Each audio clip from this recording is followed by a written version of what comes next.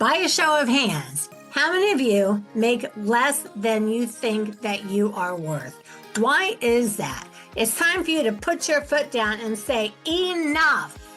Luckily, you're here at the right time and the right place. The most wonderful real estate podcast ever is the path that you seek. I'm Dwanderful Twyford, and I have closed over 2,000 deals. I've been investing for over 30 years. I've seen all the markets, and I've done over $500 million worth of deals. I mean, think about that. $500 million worth of real estate. And I have a heart for you.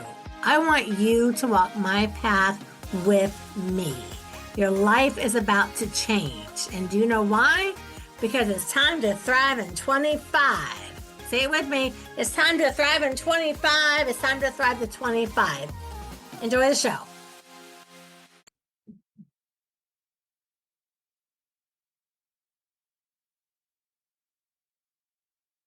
It didn't say this is being recorded. Okay, it says recording. Okay, so sorry, you guys. You're going to have to cut the first part of this off. Okay, usually it says this is being recorded. So I just want to make triple sure recording. Okay, all right. Okay, Christy, y'all got to cut the first part off this baby. Hey, everybody. Welcome to the most wonderful real estate podcast ever. I'm your host, Dwanderful Twyford. I am America's most sought after real estate investor, and I am really super excited that you are here with me today. Our motto over here at Dwanderful is people before profits. So if that's something that resonates with you, then I'm your girl. You're here at the right time. We got a great guest. You're going to fall in love with him today, too. And so the way I got Dwanderful is I took my name Dwan and wonderful and I made a new word. So you are now in the Dwanderful universe. My social medias are Dwanderful at everything.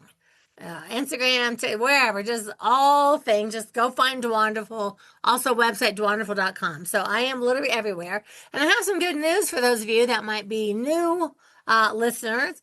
We just reached 1 million downloads a couple of months ago. So I was super excited to be in like the 1 million download club.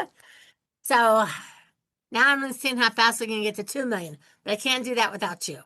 All right. So today I have Mike. I'm going to make sure I say it right. Zlotnick. Mike Zlotnick. We were just talking before I got on here. I was like, man, I swear I've met him. And maybe not if I met you, Mike, but I know your name. So I'm like super excited to talk to you and get to know you. So this is Mike Zlotnick. So he's our wicked smart guy today. So how are you, Big Mike? I'm wonderful. I'm wonderful. How about that? You're wonderful. See, you are wonderful. Now, can I call you Big Mike? Because I really like that, Big Mike. Yeah, people do call me Big Mike. I am 6'4". I'm a big fellow, and people have called me Big Mike for many years. So I'm good with that. I like it though. I like it. Big Mike, it sets you apart. So you got Big Mike and Wonderful. People will remember who we are. That's right. So here is what we do over at Dwanderful. I hate going through the typical, here's your 10 questions, blah, blah, blah, because everybody does that. So I like to throw my guests to the wolves.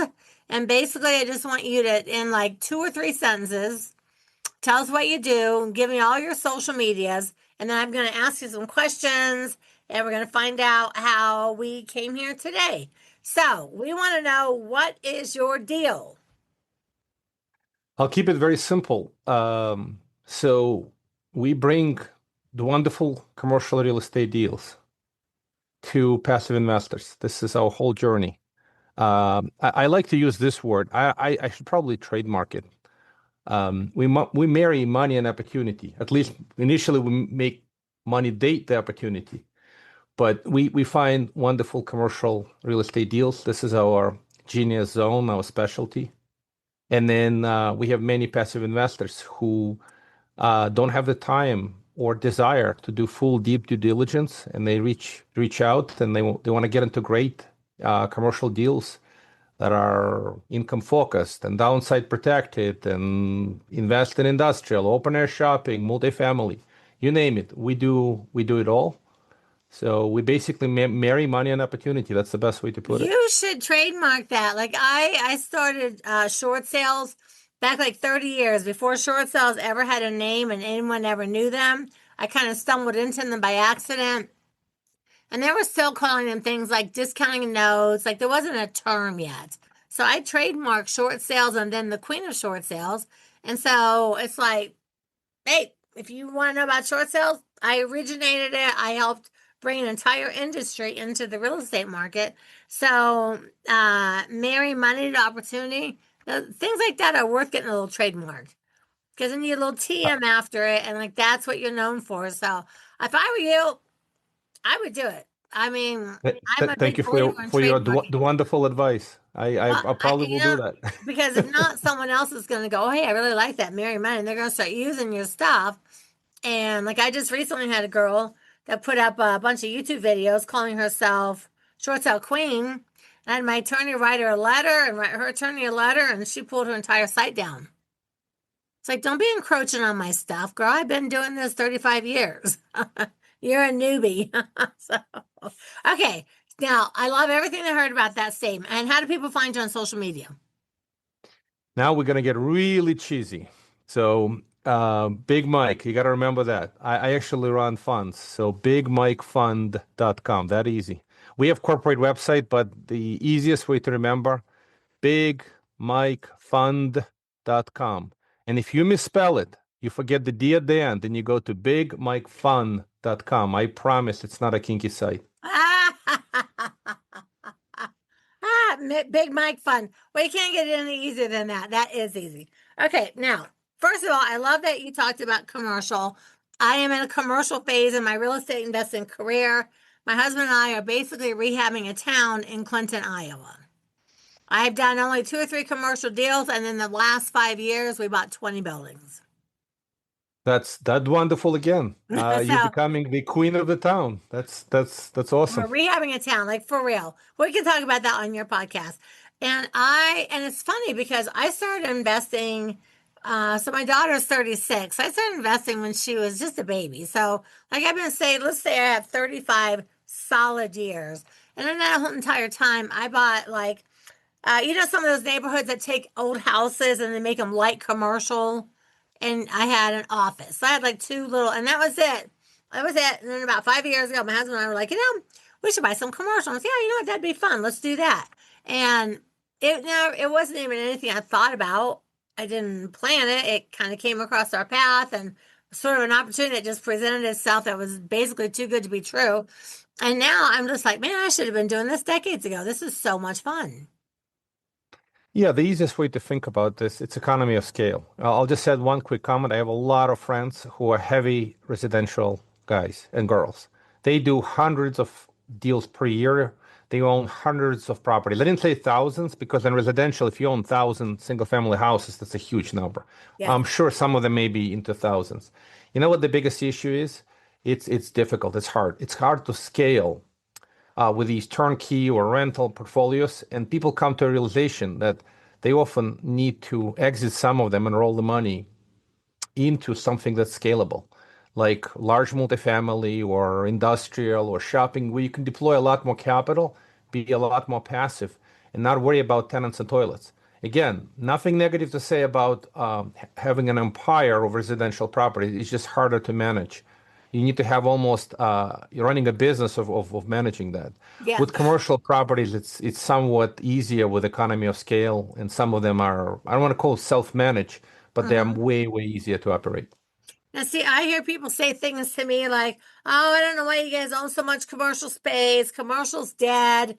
People aren't opening businesses and whatever. Now, in our little town, like I said, we own a lot of buildings, but we have people renting spaces and putting in antique malls and putting in coffee shops and putting in clothing boutiques and restaurants.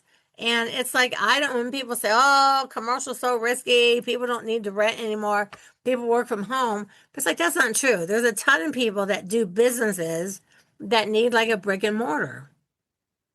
Yeah, you're absolutely right. Absolutely right. There's a few things, few great opportunities. One, people need to live somewhere. So multifamily investments seem to be pretty sticky. Long term, as population grows, multifamily seems to be one of those asset classes that probably is needed forever. Then you go into open air shopping, and you go into industrial. We go to a number of other strategies. And I'll tell you a couple of words about open air shopping. We've been doing this for many years. It's been a huge contrarian play. And everyone talked about Amazon and e-commerce is going to destroy them. And guess what?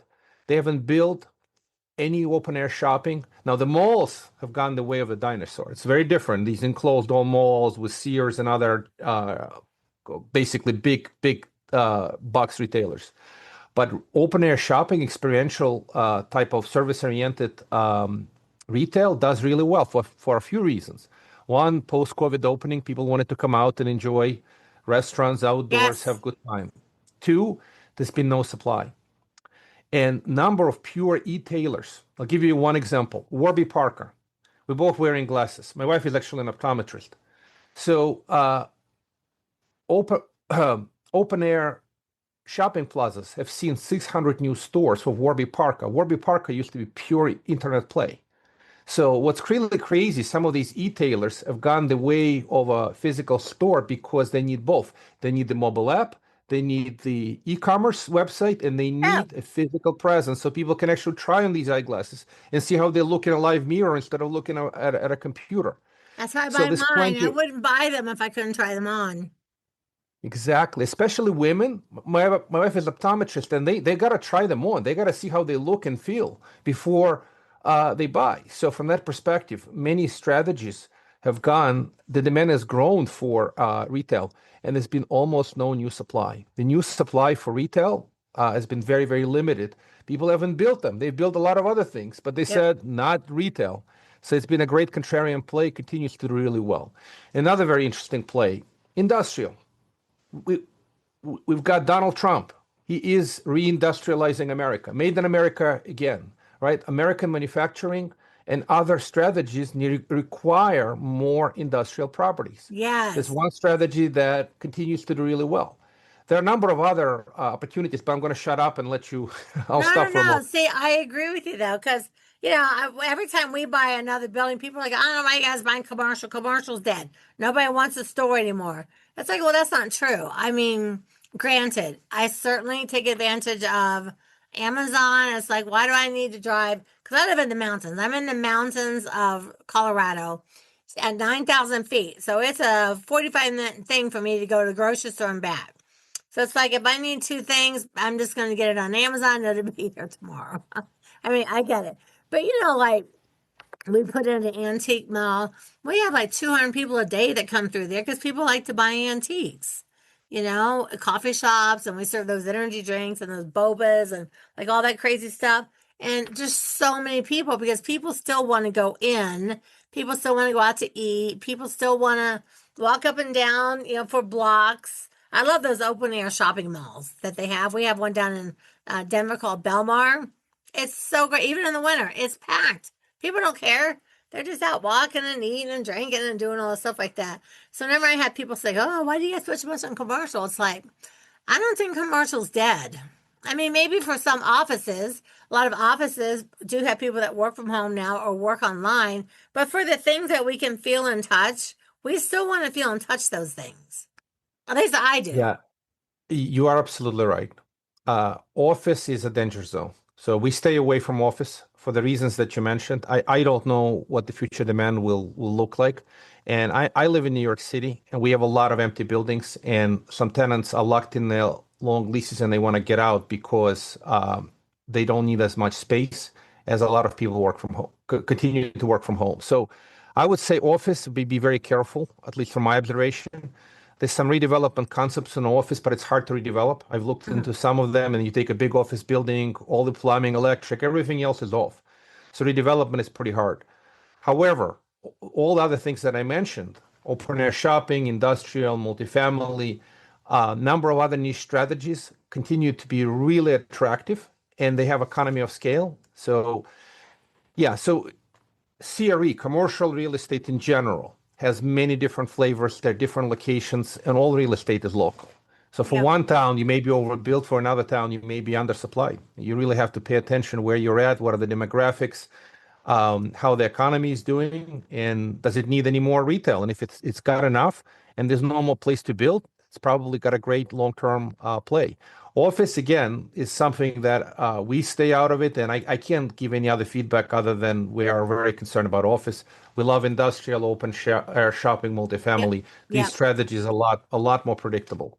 Yeah, no. One of our buildings has downtown, it's all retail downtown. Second floor is all apartments. Third floor is all office. And the only people that are up there are people that have been there for like 200 years. So I agree. Okay, so now you marry people to money. Marry money to opportunity. Sorry, marry money to opportunity. So I'm coming along. I just find you. I was like, hey, I heard Big Bang on the most wonderful real estate podcast ever, and I want to buy something. What are you gonna do for me? Like what do you want from me? And what do you do? How do you marry some of that money over here? So we're not brokers, just to be very clear. We don't broker real estate. If you have a significant check you want to write and you want to buy a multifamily complex, we know a lot of people. If you want to invest in a project, you have a lot of capital, we can have that conversation. But that's not a typical Just conversation. real What is quick, do you typical? syndicate? Yes. Okay. Okay, so I So know a lot of people. we syndicate. Most of our deals are syndications. Okay. So We real have quick for situations people that where don't there's a know what that large. means, what does that mean? Because a lot of people, I did, honestly, I didn't know what syndicating was like a decade ago, and I've already been investing 20 years. Sure. So the easiest way to understand syndication, you have typically one property, maybe two properties as a package, and you have many investors. So you have general partners and limited partners. Typically, general partners are the managers of a deal. They are sometimes called sponsors, and then you have investors or limited partners. These folks write a check, and they write along the sponsoring the deal, and the deal may be value add, may be performing. There's a strategy in the deal. There's a business plan. So typically, the capital comes from investors to the degree. Look, we've done some deals where the sponsor or the general partner puts as much as 30%, and some deals they only put in 5 or 10%. The Okay. rest of the money comes from limited partners. And investors wind up providing majority of the capital, and it's typically leverage with a bank loan. The leverage depends on the type of deal. Open air shopping industrials typically have low leverage, around 60%, maybe 65, while multifamily goes 70, in some cases 75% leverage. The project gets acquired, it's owned by the partnership, and the general partner runs the project through its business plan, and then it cash flows on the way, so there are distributions. Okay. General partner is responsible to make the distributions, provide financial statements, provide operating updates, and investors just enjoy the real estate passively. They get the cash flow, they get tax benefits in the form of depreciation, they get operating updates, and when the property sells, the profits are split according to the terms of the offering. Nice. So I can just come in and say, hey, what's your minimum investment for a syndication? Typically 100,000. Okay. So now, so I'm gonna ask some questions that other people may not understand, but we'll explain to them. So do they have to be accredited and they have to have 100,000? Generally speaking, yes. Most of our deals are to accredited investors only. Do you have any Although opportunities for non-accredited? we have some friendly partners who have some funds that may take non-accredited. We, in general, ourselves do only accredited only. Okay, and so explain to me, I'm new. I've got 100 grand. I say, hey, I want to give you some money. And you go, are you accredited? And I go, I don't know.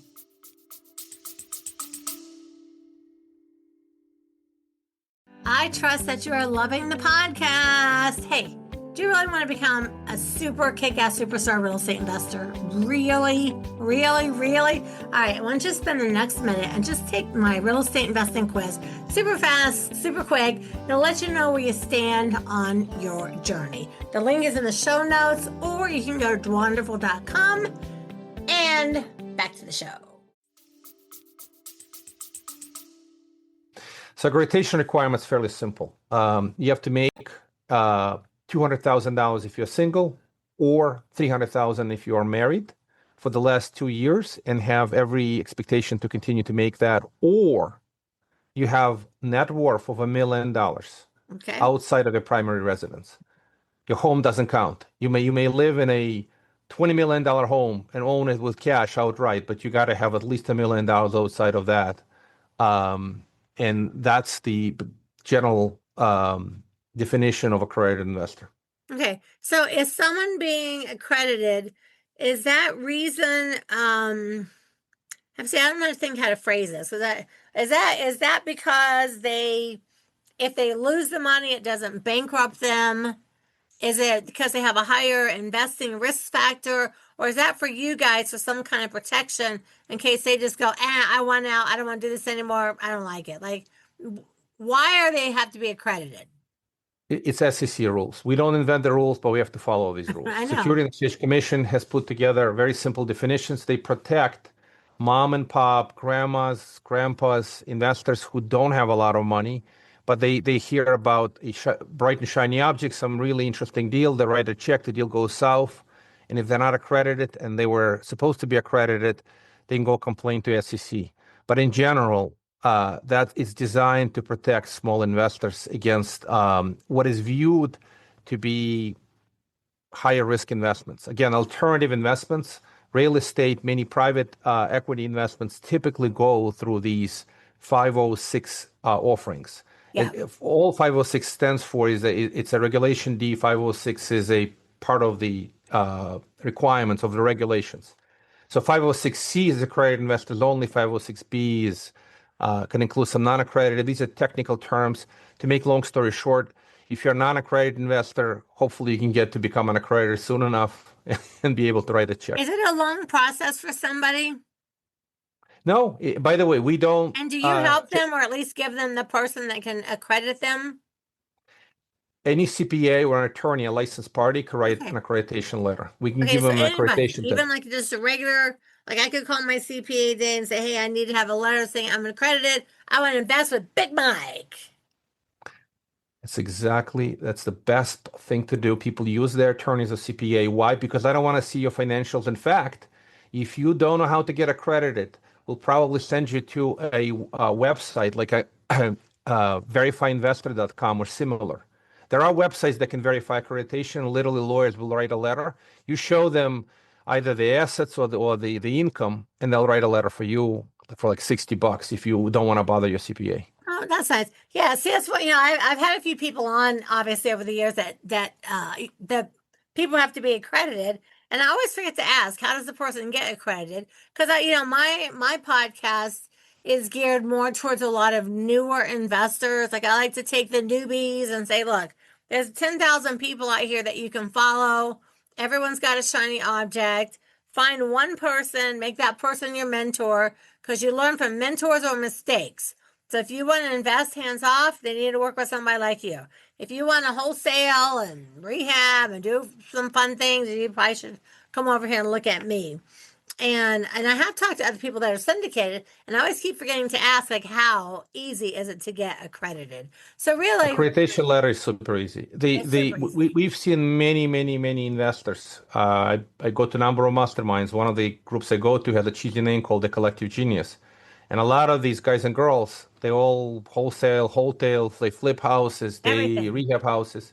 And what's really interesting is that many of them over time graduate and they get better and better and they become accredited and they start investing with us. So I'm not trying to tell you anything you don't know. You start one place, and as you grow and your journey evolves and you get more successful, you become accredited. And you can get a letter from a CPA, any CPA and attorney who wants to write you a letter or go one of these paid services for $60, you can have an accreditation letter. And see, I am 66 years old. So my aunts, uncles, parents, they're all in their 80s. And they're all sitting on just gobs of money. They don't have any idea what to do with it. It's like, and I'm like, hey, you could invest this, you could invest that, get yourself accredited. Like, there's still things people can do. There's just so many people sitting on so much money that don't want to physically go get their hands dirty. So I'm always telling you, hey, if that's what you want to do, you should work with somebody that, like what you guys have, like the Big Bank Fund, get into some commercial and get into some multi-unit. Multi-units are always great. I mean, I know a lot of people that do multi-units. There's a lot of things people can do, and they can invest without having to physically, like, run the show. Stuff. Yeah. Yeah, we do this all day long, and I'll tell you the most important elements to making those decisions is you gotta basically get to know, like, and trust whoever you're gonna invest with. This is you jockey ahead of the horse. You have to make sure first you figure out who do you want to invest with. You do your due diligence, do your research, get comfortable, and then you start looking at the deals. The deal is the horse, and the jockey is first. So keep it simple. If you can get comfortable with, it could be a fund manager, could be a syndicator, could be one of these folks that has deep expertise. Yep. And always remember basic principles. Continue to diversify, continue to grow a relationship over time. You can even diversify over time too. There's so many ways to diversify. So you can look at one deal that's one part of the country, and then you can look at another deal which is in a different part of the country. You could look at a multifamily versus an industrial.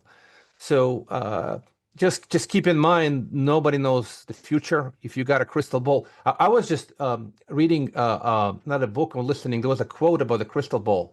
If you're gonna if you're gonna live by the crystal ball, you're gonna eat grass off the floor or something like this. So you're gonna be. It's nobody knows. That's the bottom line. When you invest, you have to think about the possibilities. Not every deal may be a home run.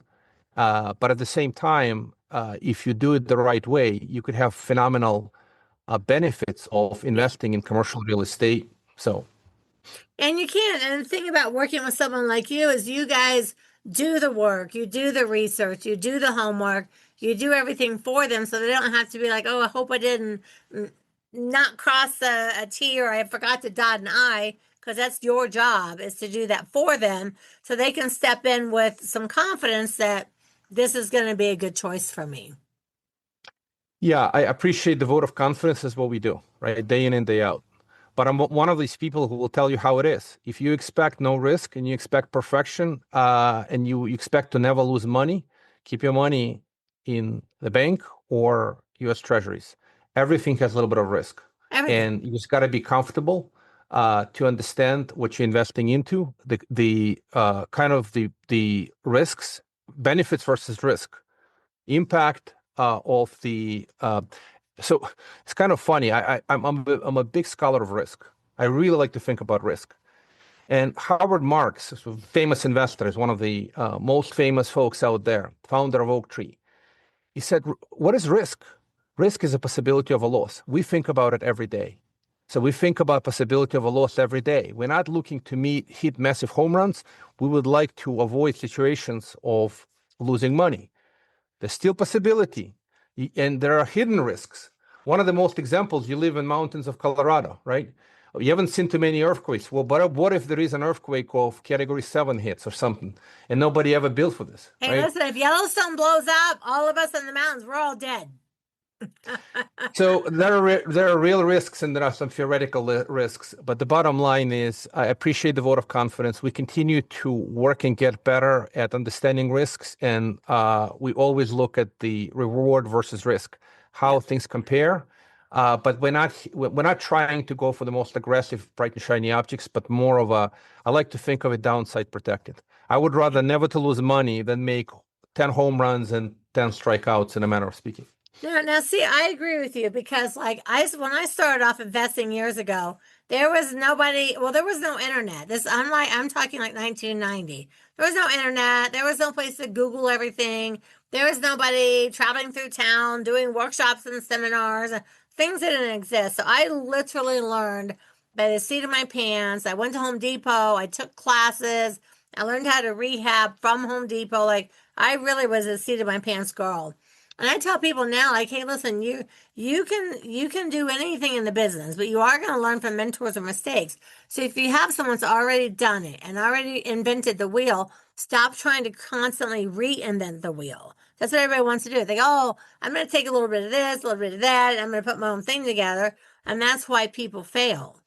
But if you have someone like you that says, hey, I did all this work and now all you got to do is just make a decision over there. I feel like that's like their least riskiest thing. Yeah, I greatly appreciate your vote of confidence, and I'll tell you this. Now, I'm a big fan of syndication. One of my favorite books is called Sometimes You Win and Sometimes You Learn. Maxwell. He's one of the most famous business writers of all times. Yeah, And investing, like anything else, is a journey of learning. You have to be learning. I even have this expression. I really love to ask this question. Whenever you are getting ready to invest, are you learning to invest? Are you getting better? Or you're investing to learn? It's both. It's always both. You're investing to learn. You're actually putting your hard-earned dollars into learning, and on the side, the same length or wavelength, when you've actually invested into anything, you should be learning from it. Even if it's making you a lot of money, and you're going to learn a whole lot more if the investment goes south and you're going to lose money. It's kind of interesting and fascinating how the world operates. We learn a lot more from mistakes than from successes, but it's always about learning. I'll just add one more thing. I'm working on my second book right now, and I have a close friend who's been giving me feedback, and I also play chess. And it's just kind of, I grew up in the former USSR. Everybody played chess there. yes, I'm a US citizen, US patriot. I moved here in '89. But when I grew up, playing chess, it was one thing about chess that we all learned. That game, how do you get better at that game? It's a constant learning by watching and reading and following the games of great grandmasters. Like you said, you have to have a great mentor, somebody who you feel is a good, experienced leader, and your own mistakes, your own games. This is the most fascinating thing about that journey, is you got to look at what you've done and learn from your own experience. that's it. That's it. Okay, so I love that analogy. And so we're gonna jump topics. I want to find some more things out about you personally. So, what is your favorite band of all time? Band, Uh-huh. I would say Beatles. I'm kind of old. I'm not that old, but I really like Beatles. I don't know what to tell you. How old are you? I'm 53. I am 66. You're a baby. I do love the Beatles, though. There's just something about the Beatles, like, I mean, so when they came around, like in the 60s, I would have just been like 10, just a little girl. I was just like, oh, the Beatles. But, the Beatles, they really did change. They're one of the bands that changed the face of the earth. And I love the Beatles. My oldest sister was listening to them, and she's 14 years older than me, and for some reason, just everybody played Beatles. Beatles were Beatles, and even years after, you still, turn on "We All Live in a Yellow Submarine" or one of the other songs. It's just kind of like I connected. That's all I can say. Yeah, no, I love it. I love the bees. I've got grandkids. So our grandkids, my son has four kids. So we have a five, a six, and a nine, and a 10. So my husband and I are really big into music, and we both graduated high school in the 70s. So we play a lot of music, like all the time. When the kids are here, we just play music all the time. And so we're teaching them about music. Well, as we started listening to music like later than the 70s and the 80s, they say the F word and all these songs. There's so much cursing. It's like, oh my God, we can't let these kids learn this music. So we're back, like starting at the Beatles and working through to the 70s because the music was good. It was simple. There was no cursing, and they can sing it and not, you know, slip it in some F word or something like all the Taylor Swift stuff. So my kids love the Beatles. My little grandkids, they love the Beatles. You know how much it resonates with me. I almost never swear. Some people swear all the time, and it's getting ridiculous. And when I hear one of my kids, use one of those, words, to say, "Do you hear it from? Do you hear it from me? Do you hear it from mom? Do you hear it from the parents?" That Music. They hear it from the music. Well, that's part of the problem, and I guess my deepest apologies. We're gonna have to. Do you have to get that? No, I don't have to get that. I should have disconnected that phone. My deepest apologies. So we'll No go back. worries. Yeah. So the recent music, you're right. The rap has a Oh, little and other flavors has a little too what? much of it. And listen, I grew up without it, and I tell my kids, do you really need that? Can you say the same thing without those words? At Oh, least I maybe know. it's a culture. I don't know what else I to don't say. know. My kids don't cuss very much, and they know I don't like it. So once in a while, if they do, they'll go, "Oh, I'm sorry," And I was like, listen, you guys are full grown, you're all in your 30s, but they'll still apologize to me if they curse accidentally. And so I thought with Bill, I thought, there's a lot of great music out, but after like in the 80s, they started throwing in just basic words like, that, well, not Bath word came in, but even just like damn or just, and I was like, I don't want to teach them any songs with any cursing. And then of course now it's like, whew, I It's can't even, everywhere. Yeah. I can't even listen to most of the music anymore. I mean, the F word's just out there on everything. It's like you really can't sing a song without. Why is that? So so my kids when they go to We're a school, different generation, maybe the younger they tell their generation. teachers like, "Oh, I love Brian Adams. I love Queen. I love the Beatles. I love this. I love that. I like Heart." And all my grandkids, they can probably name 50 songs that they can sing verbatim from all these bands from the 60s and the 70s. Like, where do you learn that? And they're like, "My Mimi and Pappy are teaching me about the good music." Like they'll learn the rest Legitimately. of it later on down the road. It's not coming from over here. So yeah, I'm just like, ugh.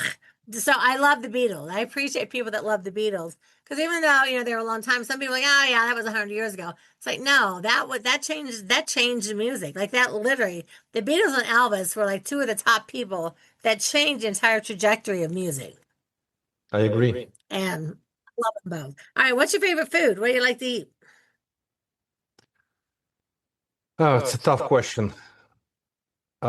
I like Thai food. I don't know what else to tell you. I I like like pad Thai Thai. food. As far as we are up in the mountains, we are really in a very isolated area of the mountains. We've got a handful of restaurants. I mean, like maybe five. And one is just like a where everybody goes for breakfast and lunch, closes at 2, the Cutthroat Cafe. We have a Chinese restaurant and we have a Thai food restaurant and we just got an Indian food. And I was like, look at us up here in the mountains having all this different kind of food up here because it's just been hamburgers and hot dogs for most of the time I've lived here. So I'm so happy that we just Well, got you're happy you got another variety. I live in New I'm York so City in happy. Like Brooklyn. the Indian food is so There's a good. million options, and no, not a joke. A million options left and right. Not up here. We've had a Subway for like 15 years and we just got a couple restaurants. And I'm like, oh, thank you, Lord. We have some food. All right. So I'm going to ask you a question. If you were, so you go to some events, right? You speak, you get up on stage, you talk about your big mic fun. So when you're walking onto a stage and the people, the promoters are playing a song to introduce Big Mike, what song are they playing for you? It's a good question. I'm not 100% sure, depending on the conference. No, Sometimes you. What song? What's your song? This is the song people should be playing when I walk on stage. I don't have a wonderful answer. I don't have a wonderful answer on this one. I wish I had uh, the right song. Nothing comes to mind. I mean, I wish I had a It's better okay. answer. It doesn't have to. Most people can't think of anything. So I thought about it and I was like, you know what? I would play Queen. We are the champions. Here we are. We are the You know, champions.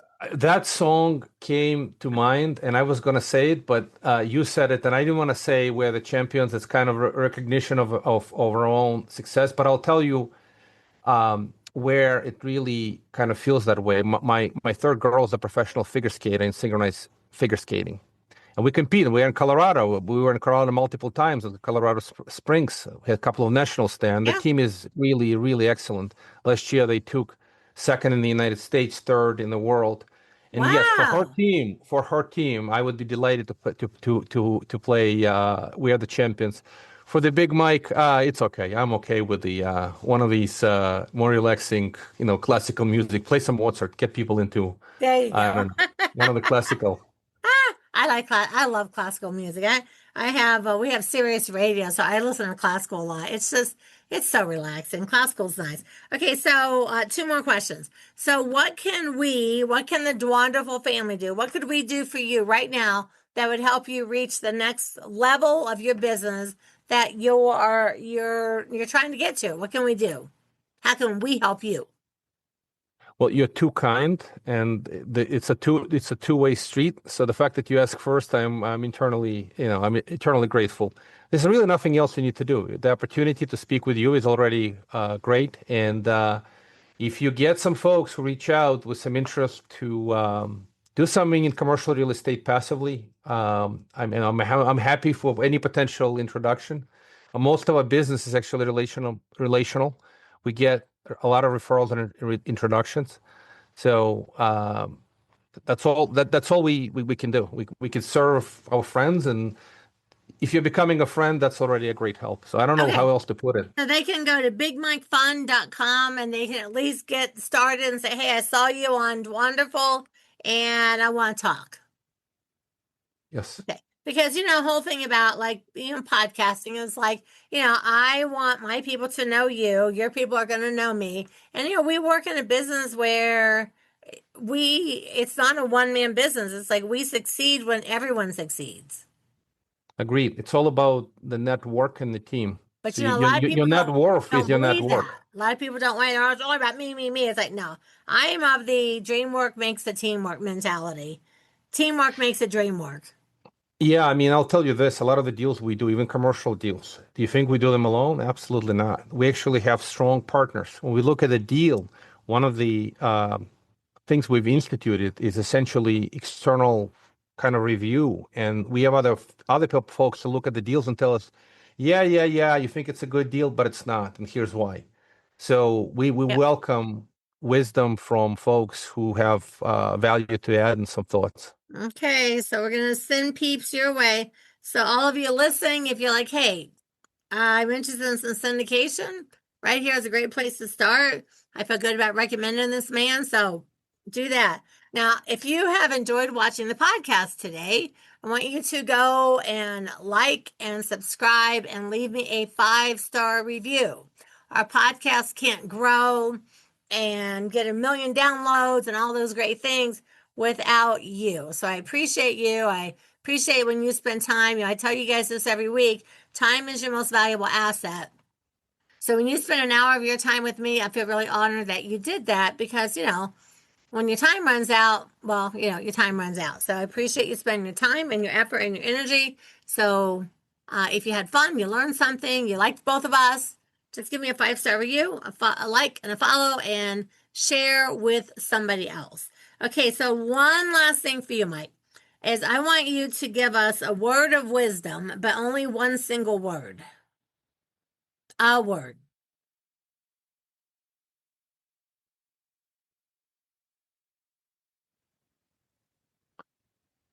Predictability. Oh, okay. Hang on. Let me write this down. I like that word. So now what we do is I'm going to ask you in a moment what that means to you. At the end of every show, I always have the guests, and I actually just have people leave a word because, sometimes you have people like, hey, leave us with a parting word. And then they'll go on and talk for 15 more minutes. So now I'm like, I just want a word, but I don't tell people in advance because I don't want them thinking about the word while you and I are talking and getting to know each other. So that was a good word. So what my Dwanderful family does, I tell them to write it on the sticky, put it on your bathroom mirror, and every day you're brushing your teeth, that's your word. Say it over and over. Predictability, predictability, predictability. That's our word of the week. So what does that mean to you?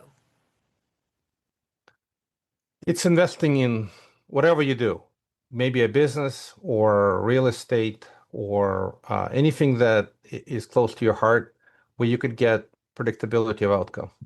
There are no guarantees. There can be variance of outcomes, but achieving predictability is a good goal. It means stability. It means almost when I think about investing, I think about predictability of outcome. That's the best way to think about it. I love it. I love it. And that's part of investing. I mean, if you learn all the tools and follow all the right people, you can predict that you have a pretty good chance of a good outcome. So, Yeah, in general, that's the goal. That's the goal. And as I said in the past, there's always possibilities, and things can go better or worse than you hope and expect. yeah, But the goal should be predictability, and that implies many other things. But if you keep that goal in mind, it may help your investment journey. If I you're love looking it. for a lot of excitement, you can go buy Magnificent Seven, buy crypto, whatever you feel like you want to get excitement, but that's heavily speculation.